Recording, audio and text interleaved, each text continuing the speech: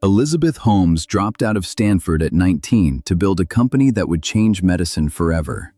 One tiny device that could run hundreds of blood tests from a single drop of blood. She got Henry Kissinger on her board.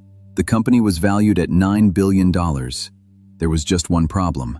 The technology didn't work. It never worked, and she knew it.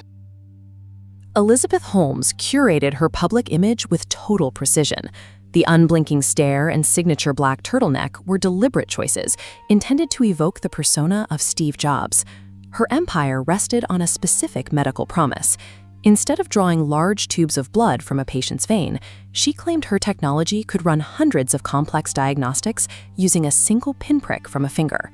The origin story was equally captivating. She conceived the idea at age 19 and dropped out of Stanford to found Theranos, despite having no formal training in medicine or laboratory science. This lack of scientific background failed to slow her momentum. Theranos raised over $700 million from elite private investors and venture capitalists, reaching a valuation of $9 billion. Silicon Valley's hunger for a disruptive female founder allowed Holmes's charisma to sidestep the standard scientific scrutiny expected in the healthcare industry. To bolster her credibility, Holmes recruited a roster of political and military titans to the Theranos board, including former Secretary of State Henry Kissinger. He was followed by General James Mattis, alongside a deep bench of former cabinet members and senators. This concentration of geopolitical power created a shield of influence. Investors assumed the technology was already vetted, deterring technical questions. But looking closely reveals a dangerous anomaly. Amidst all those statesmen, the board suffered from a total lack of medical expertise. Almost no one possessed any background in laboratory science or healthcare. Holmes used raw prestige as a substitute for due diligence. She built a corporate governance structure that relied on blind trust rather than data. While Holmes appeared on magazine covers, reality inside Theranos was fiercely guarded. Workspaces were heavily partitioned, and security doors kept employees isolated. Behind those doors, the proprietary blood testing machine, named the Edison, was failing. It could only run a handful of tests. To get the machine to read the tiny pinprick blood samples, technicians had to heavily dilute them, rendering the samples useless. Because of this severe dilution, the Edison constantly produced erratic and inaccurate test results. Theranos had just signed a retail partnership with Walgreens, and they needed to deliver. So they devised a secret workaround. They purchased commercial Siemens blood testing machines and hacked them to run tests behind the scenes. Hacking third-party medical equipment to hide a failing product is an act of fraud that endangered real patients who relied on those results for medical decisions. The deception expanded beyond the lab.